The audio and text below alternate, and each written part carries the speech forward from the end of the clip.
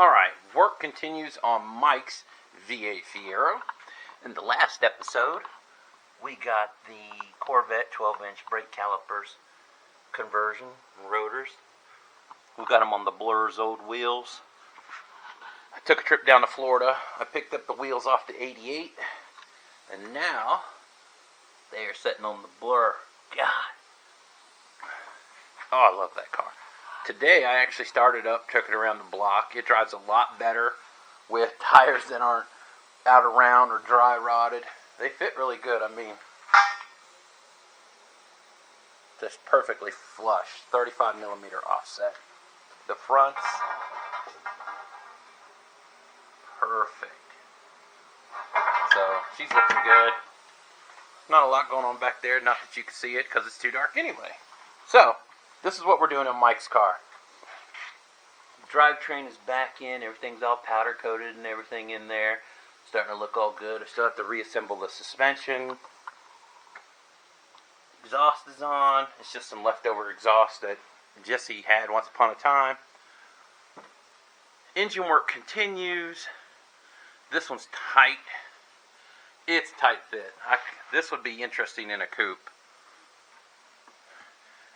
Air inlet sensor, map sensor goes here. We still got to put that on. This is the stock V6 throttle cable. That's got to get replaced on any 4.9 swap, as you can see. It's just not long enough. Story of my life. No, not really. Alright, so this is going to be in here. Let me get a light, because this is going to be kind of hard to see. Now I just hope the refresh rate on this light doesn't freak out the camera. Alright. Sorry if that's pulsing. Alright, now getting the wiring done.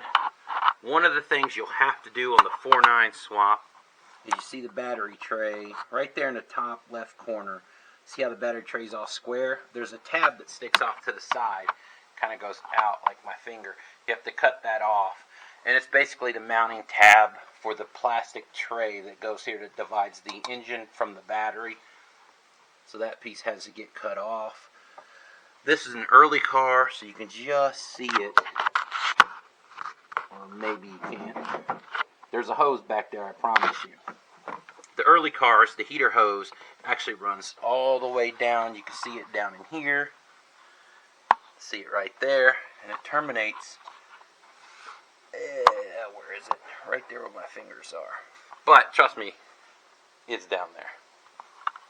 Whereas the 87 and 88s, the heater hose from the heater cord that returns actually just comes right off down at the bottom of the car and into the passenger side coolant tube that runs lengthwise on the car.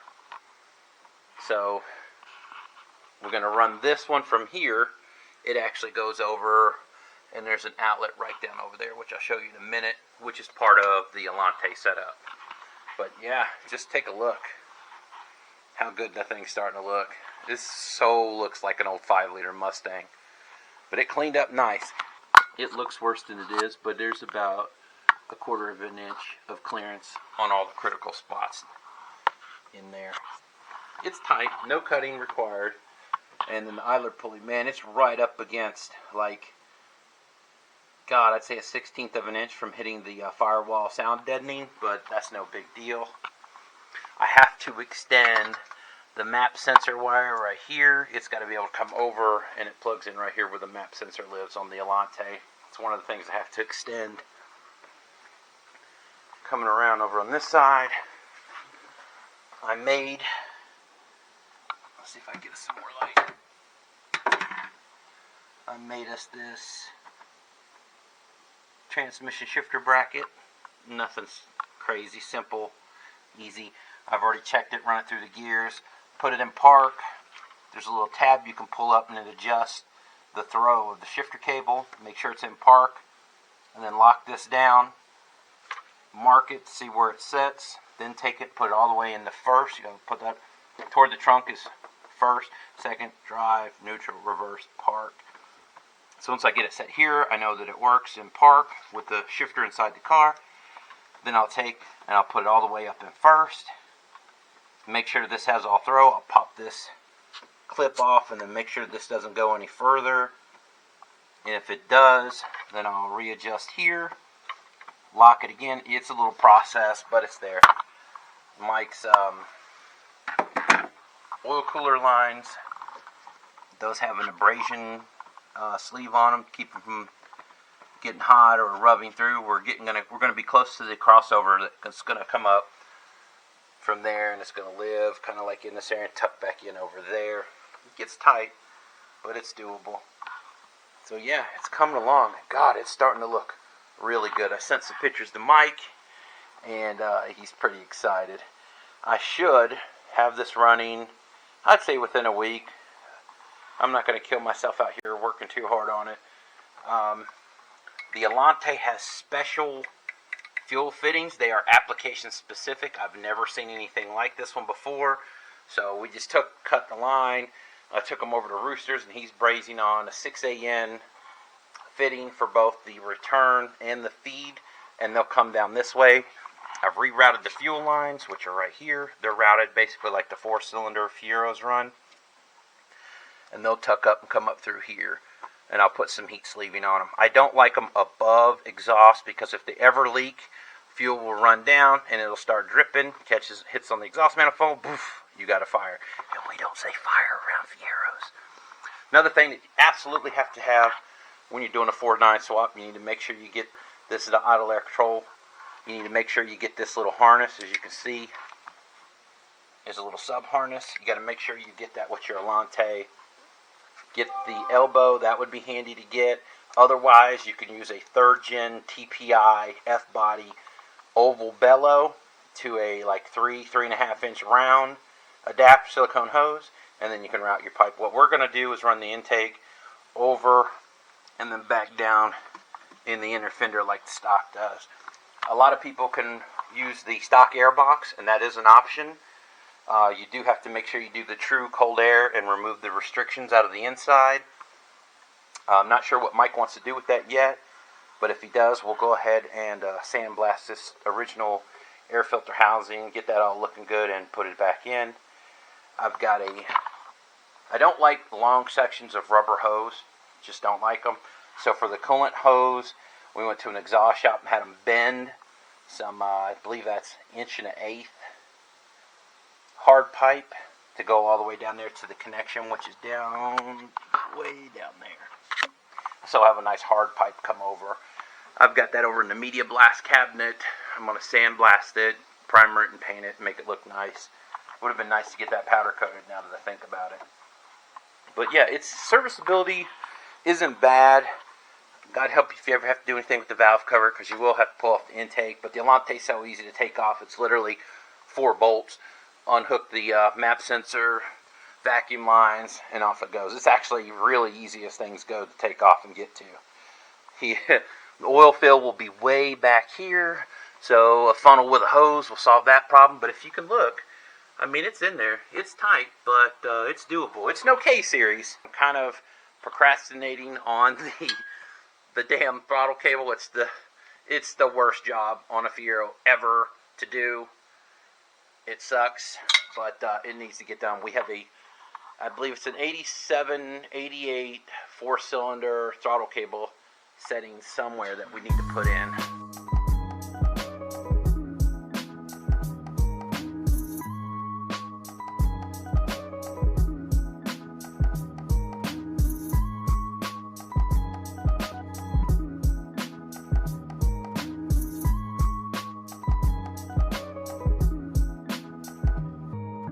All right, everybody, welcome back. I've gotten a lot of work done on Mike's 4.9 build. Just knocking things out one at a time. I haven't filmed a whole lot. When I kind of get in the zone, I like to just plug away as fast as I possibly can. Yesterday, I mounted the ECU in the stock Fiero location, although I did turn it sideways. I'll show you that in just a second. I re-glued the factory harness, well, actually, it'd be the swap harness, into the factory bulkhead connector. Pontiac would run the wires through these bulkheads and then hot glue them into place to make them watertight, and that's exactly what I duplicated on Mike's setup. So let me show you what I've been working on. I got the old box of hoses out so I can figure out some of the routing of odds and ends on this swap. Let's see. The engine is mostly buttoned up. I'm just starting to route the vacuum lines over to the Alante throttle body. I got the heater hose connected. That is the feed to the heater core all the way over here. It wraps right around. What I did is I basically followed the original routing on the earlier cars, and actually that's the return on the early cars, and now that made that my feed. And yes, I did swap it over back there on the hard lines, but as you can see, space is getting tight on that side of the engine, so that's why it's going to require me to play around with the battery cables a bit. Most of this is all routed. Got the wiring harness routed through and into the bulkhead. I am playing around with the idea of running the stock air box, although this is going to require modification to make this opening bigger to match the larger size of the Alante throttle body. We did have to swap to a 88 Fiero 4-cylinder throttle cable. That works well with the Alante setup. It's coming along pretty nice. So it's literally just a bunch of buttoning up and we are set. Today what I hope to do is get these battery cables routed, and then we're going to do a test. I'm going to disconnect the power to the distributor. We're just going to spin it over, make sure everything works there, and then if it does, I'm going to do a test fire, and hopefully that works and it runs. And then we got to pull the ECU chip out and get that sent off so that we can get a tune, because running the 4.9 with the Alante intake, it changes the placement of the inlet air temperature. It's here on the Alante on this nice cool plenum, whereas on the 4.9 it's actually down over in that area in that intake runner. So the temperature difference is like 20-30 degrees, and it'll run very rich if we don't get the correct Alante inlet air temperature files into the ECU tune. So with that said, let's get to work.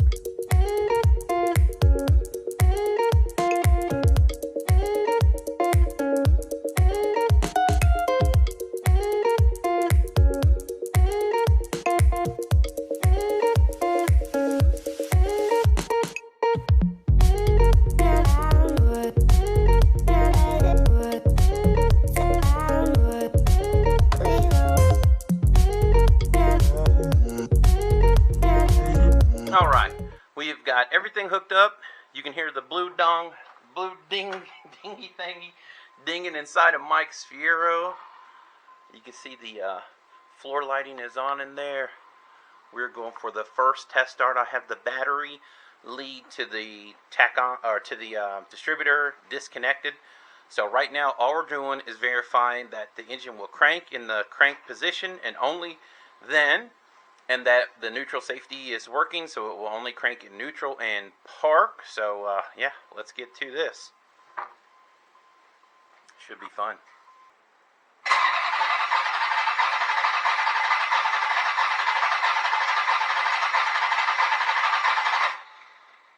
Alright, when we cranked it over, we did find out that we have the oil pressure gauge is pegged.